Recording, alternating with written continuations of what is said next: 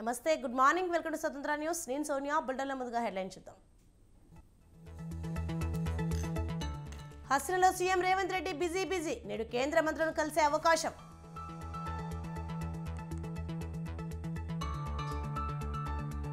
నేటి నుంచి బీజేపీ విజయ సంకల్ప యాత్ర బాసర ఆలయంలో పూజలతో ప్రారంభిస్తామన్న కిషన్ రెడ్డి.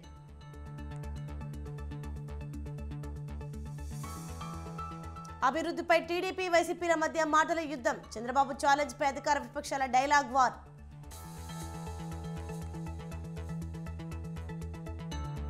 అంబేద్కర్ విగ్రహం సాక్షిగా నాతో చర్చకు రండి. చంద్రబాబు జగన్ కి కేఏ పాల్ సవాల్.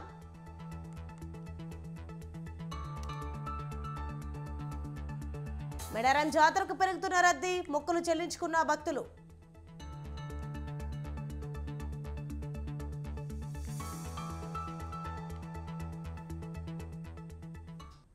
బీఆర్ఎస్ అధ్యక్షుడు మాజీ సీఎం కేసీఆర్ ఢిల్లీ పర్యటనకు వెళ్లేందుకు సిద్ధమవుతున్నారు.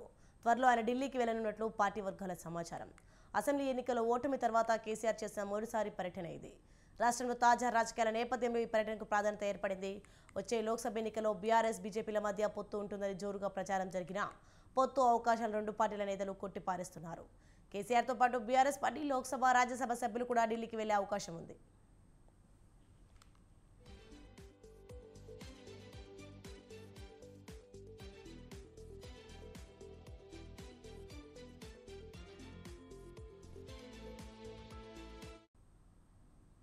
బీఆర్ఎస్తో పొత్తు అంశంపై తెలంగాణ రాష్ట్ర బీజేపీ అధ్యక్షుడు కేంద్ర మంత్రి కిషన్ రెడ్డి తీవ్రంగా స్పందించారు.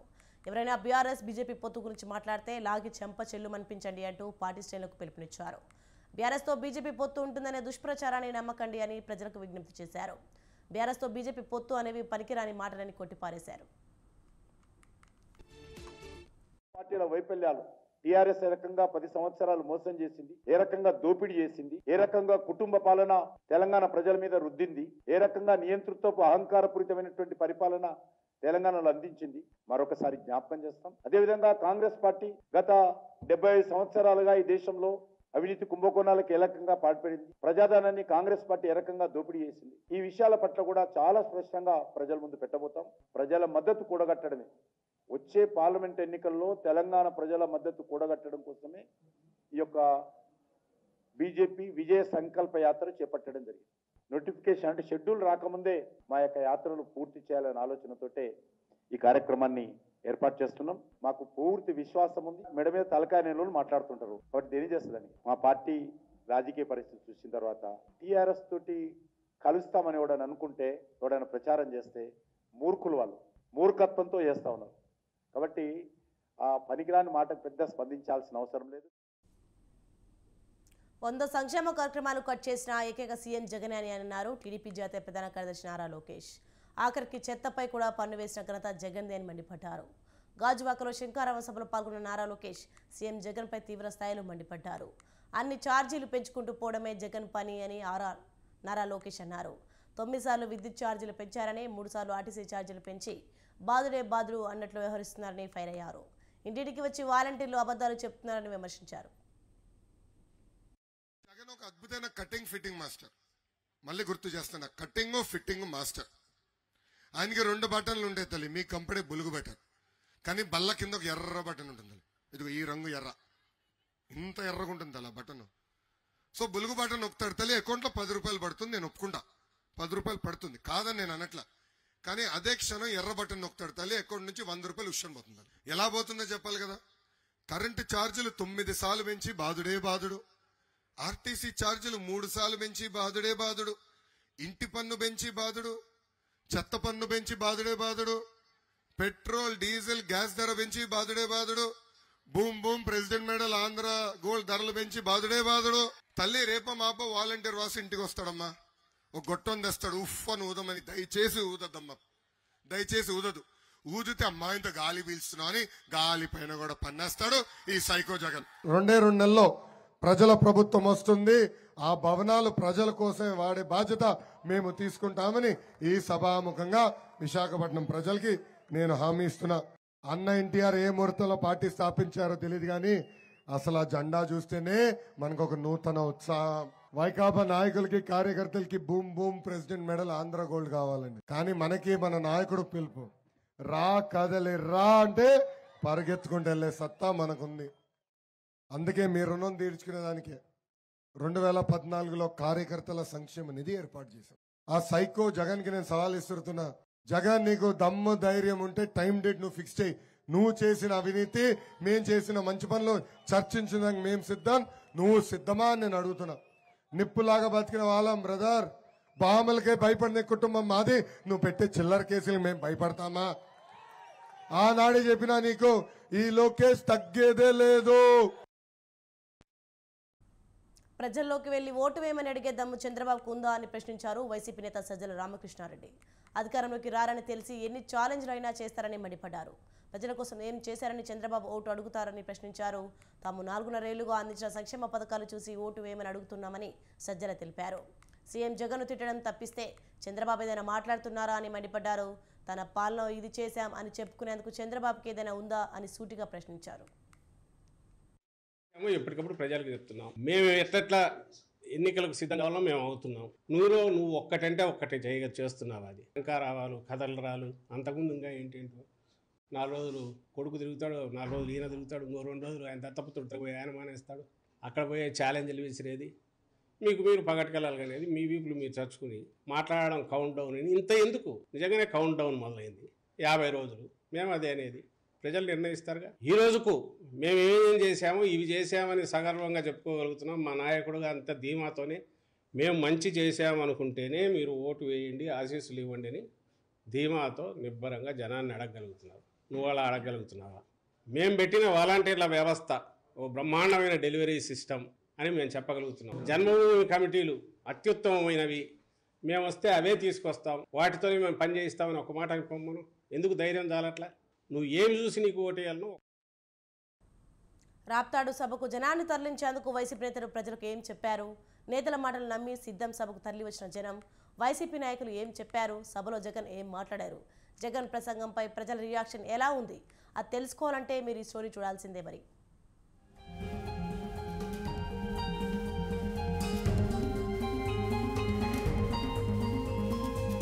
ఏపీ సీఎం జగన్ ఎన్నికలకు కార్యకర్తలను సన్నద్ధం చేసేందుకు సిద్ధం పేరుతో భారీ బహిరంగ సభలు నిర్వహిస్తున్నారు. విశాఖ జిల్లా భీమిలి, ఏలూరు జిల్లా దెందులూరు నియోజకవర్గాల్లో సభలు పూర్తి చేశారు జగన్. తాజాగా అనంతపురం జిల్లా రాప్తాడు నియోజకవర్గంలో సిద్ధం పేరుతో భారీ బహిరంగ సభను నిర్వహించారు. రాయలసీమ ఉమ్మడి 4 జిల్లాల నుంచి ఈ సభకు పెద్ద ఎత్తున వైసీపీ కార్యకర్తలు, నేతలు తరలివచ్చారు. దాదాపు 10 లక్షల వరకు కార్యకర్తలు ఈ సభకు తరలివచ్చినట్లు వైసీపీ నాయకులు చెబుతున్నారు. గతంలో ఎన్నడూ ఇంత పెద్ద భారీ సభ జరిగిన సందర్భం లేదని పార్టీ వర్గాలు అంటున్నాయి.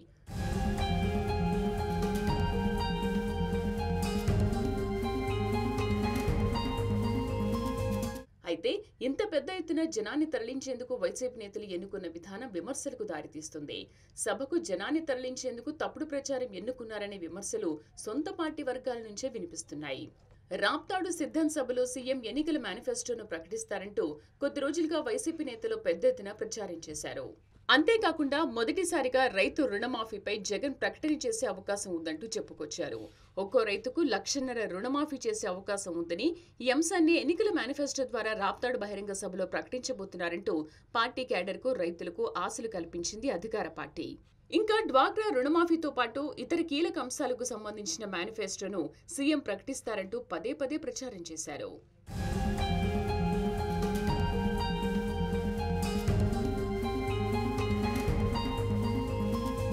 దీంతో రాయలసీమ 4 జిల్లాల నుంచే కాకుండా పక్క జిల్లాల నుంచి కూడా పెద్ద ఎత్తున వైసీపీ నేతలు, కార్యకర్తలు, ప్రజలు రాప్తాడు సభకు తరలివచ్చారు. వైసీపీ సార్వత్రిక ఎన్నికల మేనిఫెస్టో ఎలా ఉండబోతోంది, ఏ అంశాలు ప్రకటిస్తారు అంటూ ఎంతో ఆసక్తిగా ఎదురు చూశారు జనం. కానీ జగన్ తన ప్రసంగంలో ఎక్కడా కూడా వచ్చే ఎన్నికలకు సంబంధించిన మేనిఫెస్టోపై ప్రకటన చేయలేదు. రైతు రుణమాఫీ అంశానికి సంబంధించి కనీస ప్రకటన కూడా చేయలేదు. దీంతో సభకు వచ్చిన వైసీపీ కార్యకర్తలు, ప్రజలు తీవ్ర నిరాశ చెందారు. కేవలం రాప్తాడు సభను విజయవంతం చేయడం కోసమే మేనిఫెస్టో అంటూ నేతలు తప్పుడు ప్రచారం చేశారని ఏపీ ప్రజలు మండిపడుతున్నారు.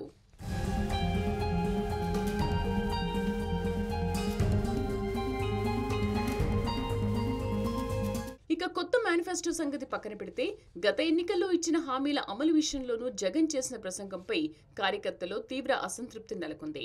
గత ఎన్నికలకు ముందు వైసీపీ అధికారంలోకి వస్తే మద్యపాన నిషేధం చేస్తామని, బెల్ట్ షాపులు రద్దు చేస్తామంటూ హామీ ఇచ్చారు. కానీ ఆ హామీ ఇంతవరకు ఎక్కడా అమలు కాలేదు. పైగా ప్రభుత్వమే మద్యం దుకాణాలు నిర్వహించడంపై ఒకంత ఆగ్రహం వ్యక్తం చేస్తున్నారు. మరోవైపు ప్రభుత్వ ఉద్యోగుల సిపిఎస్ రద్దు చేస్తామని గత ఎన్నికలకు ముందు జగన్ హామీ ఇచ్చారు. కానీ ఆ హామీని తుంగలో తొక్కి జీపీఎస్ పేరుతో కొత్త స్కీమ్ తీసుకురావడంతో ప్రభుత్వ తీరుపై ఉద్యోగులు ఆగ్రహంతో ఉన్నారు. అలాగే ప్రతి ఏటా జాబ్ క్యాలెండర్ ప్రకటిస్తామంటూ ఎన్నికలకు ముందు యువతకు జగన్ హామీ ఇచ్చారు. దాన్ని కూడా అమలు చేయకపోవడంతో యువత జగన్ ప్రభుత్వంపై గుర్రుగా ఉంది. అయినా జగన్ మాత్రం మేనిఫెస్టోలో పెట్టిన హామీలను 99% పైగా అమలు చేశామని చెప్పడం ఆ పార్టీ నేతలకే నమ్మశక్యంగా లేదన్న వాదన వినిపిస్తోంది.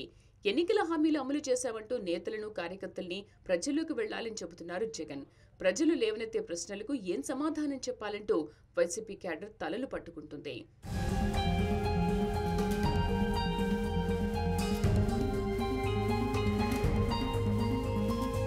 మొత్తం మీద సిద్ధాంత్ సభలను విజయవంతం చేయడం కోసం వైసీపీ నేతలు మేనిఫెస్టోని అబద్ధాన్ని ప్రచారం చేశారనే వాదన రాప్తాడు సభ తర్వాత వినిపిస్తోంది. తెలంగాణ రాష్ట్రంలో విజయ సంకల్ప రథయాత్రకు బీజేపీ శ్రీకారం చుట్టనుంది. మంగళవారం రాష్ట్ర వ్యాప్తంగా బీజేపీ విజయ సంకల్ప రథయాత్రను ప్రారంభిస్తున్నట్లు పార్టీ రాష్ట్ర అధ్యక్షుడు కిషన్ రెడ్డి తెలిపారు. కొమరం భీం యాత్ర బాసర సరస్వతి అమ్మవారి ఆశీస్సులతో యాత్ర ప్రారంభం అవుతుందని తెలిపారు. రాజరాజేశ్వరి విజయ సంకల్ప యాత్ర కరీంనగర్, మెదక్, జహీరాబాద్, చేవెళ్ల 4 పార్లమెంట్ స్థానాలను కవర్ చేస్తూ యాత్ర కొనసాగనుందని చెప్పారు. విజయ సంకల్ప యాత్ర రేపు ప్రారంభించి 2వ తేదీ వరకు కొనసాగించాలని నిర్ణయం చేయడం జరిగింది. తెలంగాణ రాష్ట్రంలో 5 విభాగాలుగా విభజించి మరి 5 యాత్రలు సమాంతరంగా నిర్వహించబోతా ఉన్నాం. 4 యాత్రల్లో కొమరం భీం విజయ సంకల్ప యాత్ర అది బైన్సాలోని సరస్వతి అమ్మవారి ఆశీస్సులు తీసుకొని బాసరలో, అక్కడి నుంచి బైన్సాలో యాత్ర ప్రారంభిస్తాం. ఆ యాత్ర ఆదిలాబాద్, పెద్దపల్లి, నిజామాబాద్ 3 పార్లమెంట్లు ఆ యొక్క కొమరం భీం విజయ సంకల్ప యాత్ర కవర్ చేస్తుంది. ఆ యాత్ర సుమారు 1056 కిలోమీటర్ల యాత్ర ఉంటుంది. 12 రోజులు 7x3. ఉత్తరప్రదేశ్లో లక్షల కోట్ల పెట్టుబడులు వస్తున్నాయని ప్రధాని నరేంద్ర మోదీ అన్నారు. ఉత్తరప్రదేశ్లో 8 ఏళ్ల క్రితం ఇలాంటి పరిస్థితులు ఉండేవి కాదన్నారు. యూపీలో పలు ప్రాజెక్టులను ప్రారంభించారు. కార్యక్రమంలో రక్షణ శాఖ మంత్రి రాజ్నాథ్ సింగ్, సీఎం యోగి ఆదిత్యనాథ్ పాల్గొన్నారు. యూపీలో ఆనాడు పెట్టుబడులు, ఉపాధి అవకాశాలు లేవని ప్రధాని మోదీ అన్నారు. యూపీలో ఆనాడు ఎక్కడ చూసినా నేరాలు, అల్లర్లు, స్నాచింగ్లే ఉండేవని తెలిపారు. నేడు యూపీలో లక్షల కోట్ల రూపాయల పెట్టుబడులు వస్తున్నాయని చెప్పారు.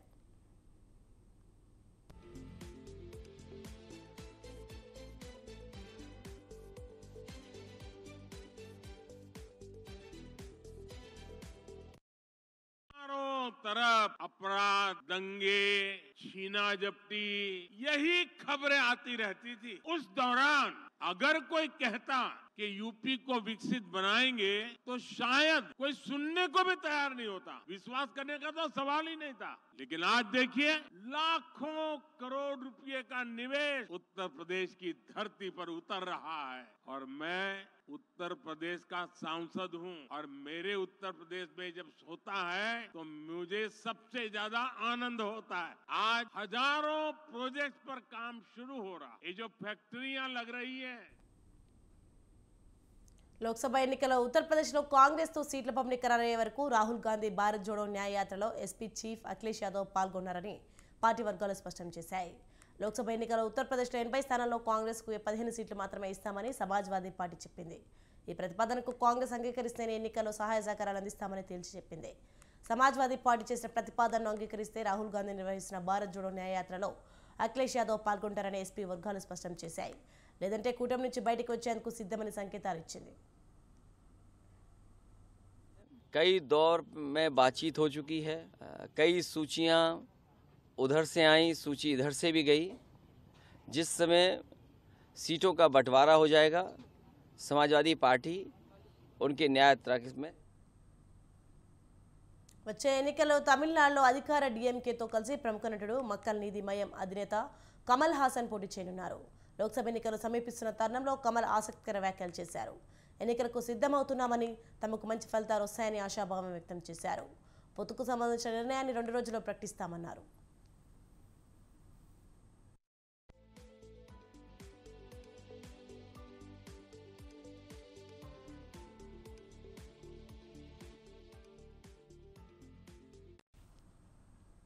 ఈ ఎన్నికల్లో అధికార డీఎంకే కేఎన్ఎం మధ్య పొత్తుపై వార్తలు వస్తున్నాయి. దీని గురించి కొద్ది నెలల క్రితం డీఎంకే నేత తమిళనాడు మంత్రి ఉదయనిధి స్టాలిన్ సూచనప్రాయంగా తెలిపారు.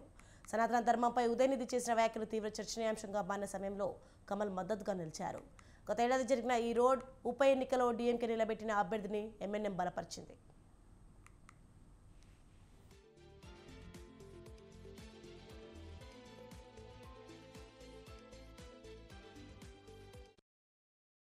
రెండు 2018లో ఎంఎన్ఎం పార్టీని స్థాపించిన కమల్ హాసన్ 2019, 2021లో జరిగిన లోక్సభ తమిళనాడు అసెంబ్లీ ఎన్నికల్లో పెద్దగా ప్రభావం చూపలేకపోయారు.